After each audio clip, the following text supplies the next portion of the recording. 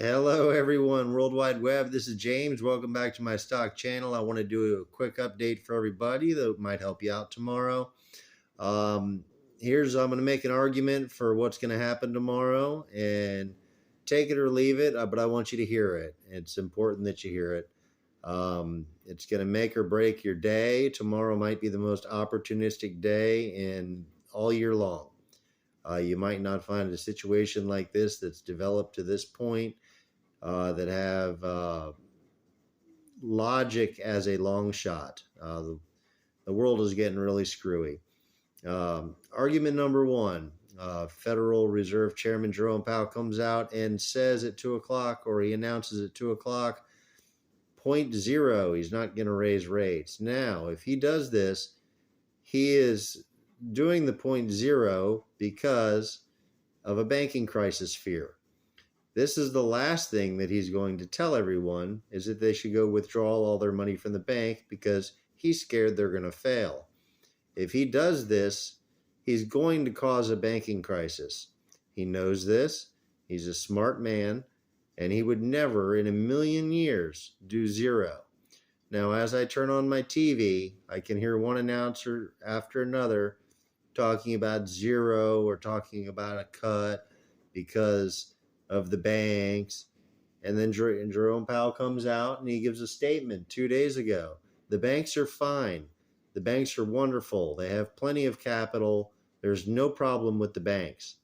So the full weight of the United States government is, I guess, going to insure everybody, or they're going to have to. It's not legal yet and it's not on paper yet, but he knows that raising rates does not put banks out of business. That's not how it works. If banks take depositors' money and play the roulette wheel or play bonds or play stocks, they might get burned and they can lose money and they can go out of business. But that doesn't mean that his rising rates were the cause of it. That's just ridiculous. And buying crypto with your depositors' money also has nothing to do with him rising rates. In the 1970s, it had no effect whatsoever. We lost a few S&Ls back then, a few of the smaller guys. We did lose. They were gamblers also. But in this particular case, we have a lot more regulation for everybody. The S&L days are over. These are, $200 billion mega banks. And yeah, a few of them got irresponsible. Silicon Valley was flat criminal. They gave $216 million in loans to insiders as they walked out the door. These people just flushed the toilet with the cash that they had. They hooked up all their friends. They donated a bunch to politicians. They took huge bonuses after they got done gambling with depositors' money. This is like the worst crime ever. This is people going to jail. This is not a banking crisis. This was like fraud, pretty much, and horrible mismanagement. But zero is going to cause a run on the banks, and there is no argument that can counter that. It will. You'll see people in their banks by 3 p.m. They'll be sucking money out all over the world. It'll be a worldwide money panic. Everybody trying to get their cash out because the United States banks are broken. And whatever anybody left in there after last week's run on the banks will be sucked out, and we will absolutely have a real problem. Right now, at least they got it settled down. They can get more money in there. They can get them all solvent.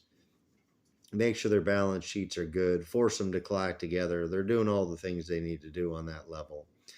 The next argument is for 0.50. 0.50, there's a 15% chance, says society, that 0.50 is going to be a reality tomorrow. If it comes in 0.50, the market is going to absolutely crash. It's going to lose its shit. You can expect it to be down before Powell starts talking 1,000 points. And as he's talking, you can expect it to fall another 5, 6, 7, 800 points. You might see Dow 30 tomorrow if it goes 0.50. 0.50 is my logical choice because he wanted to do more in January. and he said he wished he'd have done more. He didn't do anything in February. He hasn't done anything in March. And inflation just went up on his, after he was winding down, inflation wound up 2 months in a row. So he has to battle 2 months in a row of rising inflation. He has to battle the 2.5 that he wished he would have given to one of those months, and then the month off that he just took. So that was like maybe 3 months of rising inflation that we just had. Gas is back up to $3.50 a gallon, and housing just went up. So if you think the banks are fine, and if you think that inflation went up, which it did, and you think that there was a hot jobs number of 330,000 jobs, which there was, and you heard him tell the Senate, because you were paying attention, that he was going to go higher for longer, and that he said he's going to do the 5.0 or 2.5, whichever one's appropriate, or 0, whichever one's appropriate. But the numbers that came in after he said this were 5.0. This is a 5.0 situation. This is a double rise on the core CPI number. This is a ridiculously hot job number. The stock market is at 33,000 almost, and people are trying to pretend that he's throwing us into some horrible recession. This is not a recession, folks. Dow 33,000, where everybody still has their money. No, this is a bad inflation shopping experience. Nobody's getting fired. Nobody's getting laid off. Well, some people are starting to, actually, in the tech sector. He needs to spread it to the restaurant sector and the everywhere sector. If you think there's been damage so far to the level where he feels like he needs to stop because the damage is so great, no, we're not even in the vicinity thereof. Now, if he has control of inflation, then yes, he could take it down and not do anything. But he doesn't have control of that.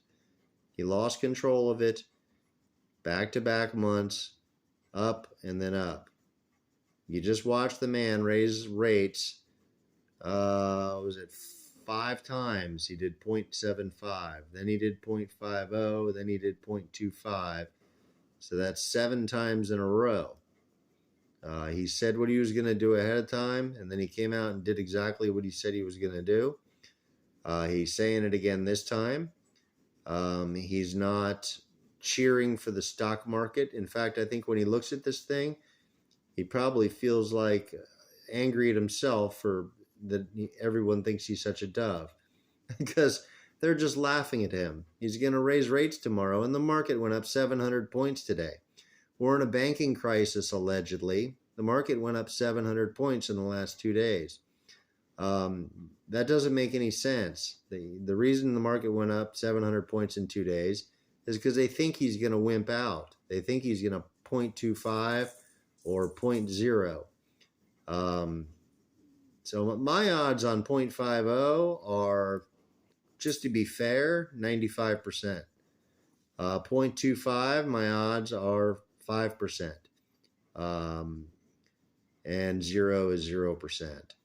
Now, if it comes in 0, if I'm wrong, the stock market is going to blow up to 35,000 within 2 weeks. You're going to see an amazing run. Everybody's going to think we're having a soft landing and there's no problem.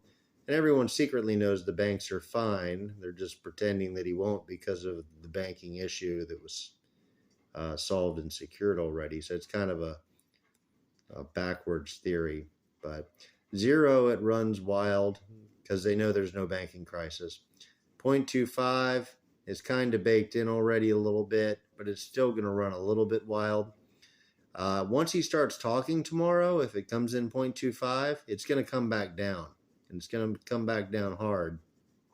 The longer he talks, the more it's going to come down. He's going to start talking at, I think it's 2:30 tomorrow. So be ready to hit the sell button at 3 o'clock if you're trying to get a bear position. And if you're in a bull position, you probably want to get out before he starts talking.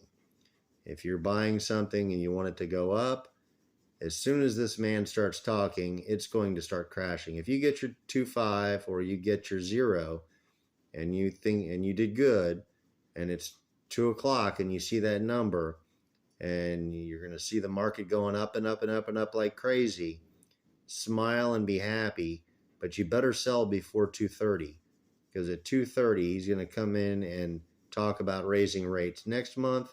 He's going to talk about raising 0.5 next month. He's just going to say things that freak people out. And if it is 0 or if there is some issue with a banking crisis, he'll be announcing that, which there won't be. But whatever his excuse was for wimping out, he'll be telling us about it.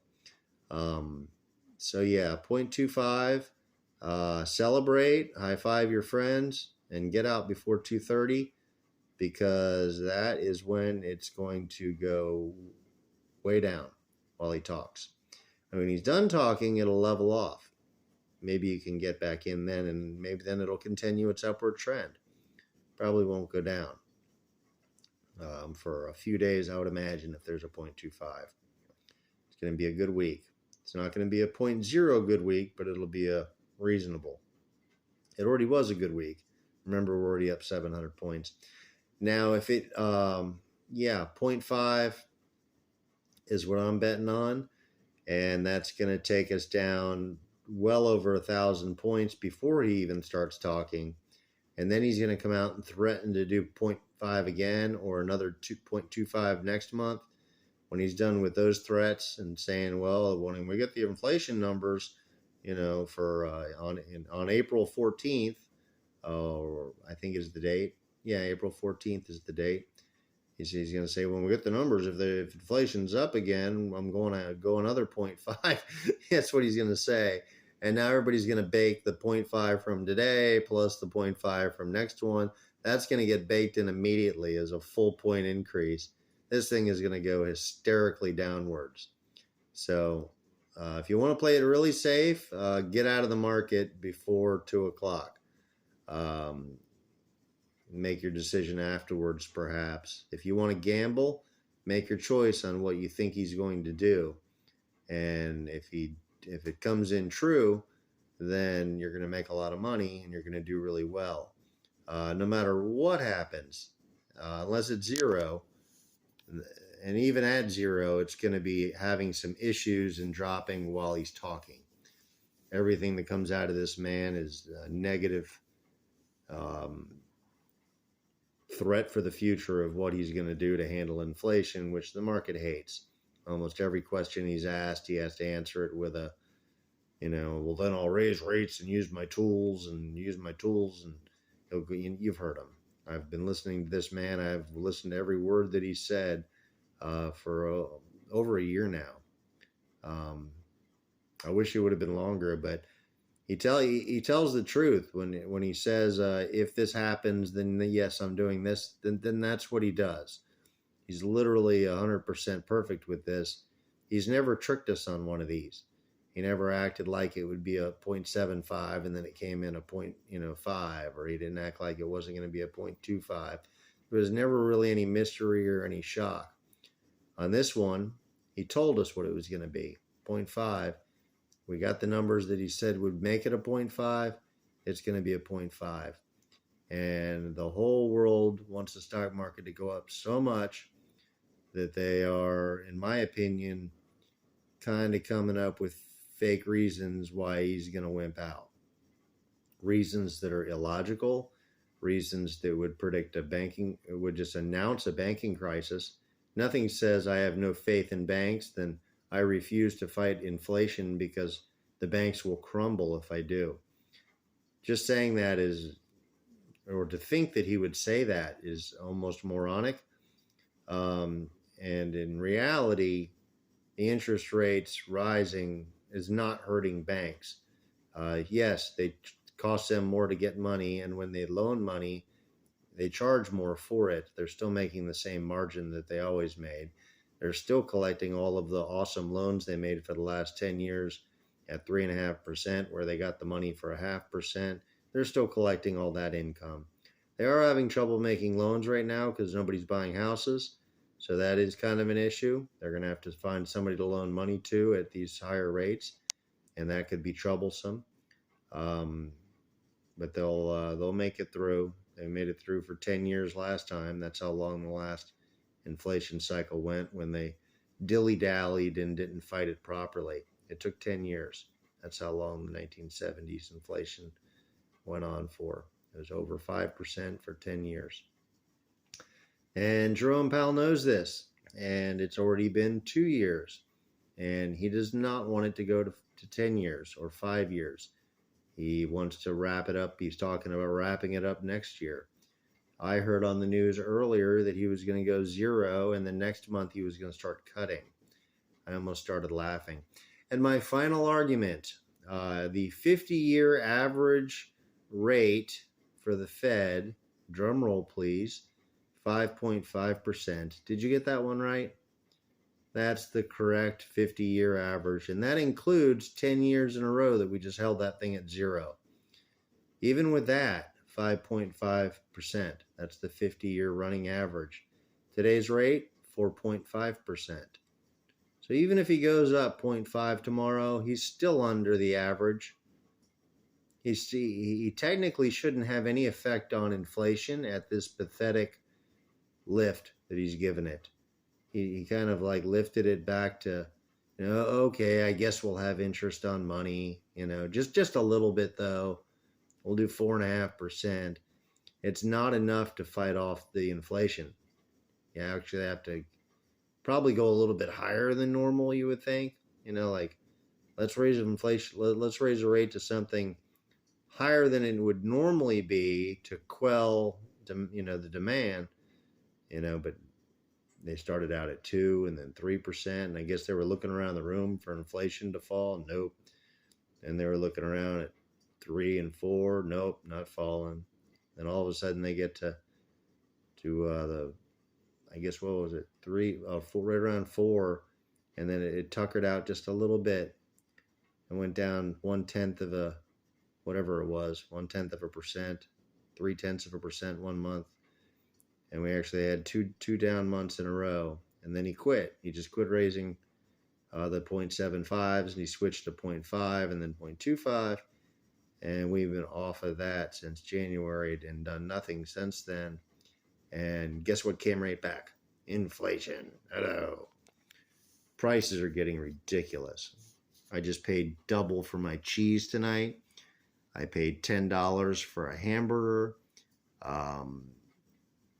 Everything is just so stupidly priced. There's no toilet paper on the shelves. It costs $6 for a 4-pack of toilet paper. I'm like, oh my God. Is this like gold lace? What's going on here? But anyhow, we're in tough times, folks. Inflation's not over. It is the main priority. If that is what's killing people, we can feel sorry for future homeowners some other day, and feel sorry for bankers for not making as many loans as they should. Maybe they should come up with some new products and some new ideas. Find a way to fund things with depositors' money, perhaps, that they got for free and don't pay interest on. Remember all that money that you didn't earn a penny on for the last 10 years? Well, they still have it, and it's like just free money for them. So I don't know, run it like a normal bank. Lower your expectations. Maybe they need to fire some people. I don't know how they pull it off, but they'll survive. They'll be around. They're not going anywhere. 4.5% rate is not crushing them. It's less than the 50-year average. We're still less than the average. I'm pretty sure bankers know how to make money with the 4.5 rate. So, but I'm all out of arguments. Thank you so much for giving me your time. I will start reviewing stocks again tomorrow. I wanted everyone to hear about this update because I thought it was important. It's going to have a big effect on what happens to your day. And thank you for listening to my arguments. I tried to do a little pro and con.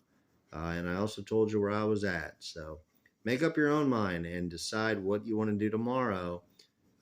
Get out, get in, gamble, or hopefully you feel like you know what's going to happen. Do what's in your gut.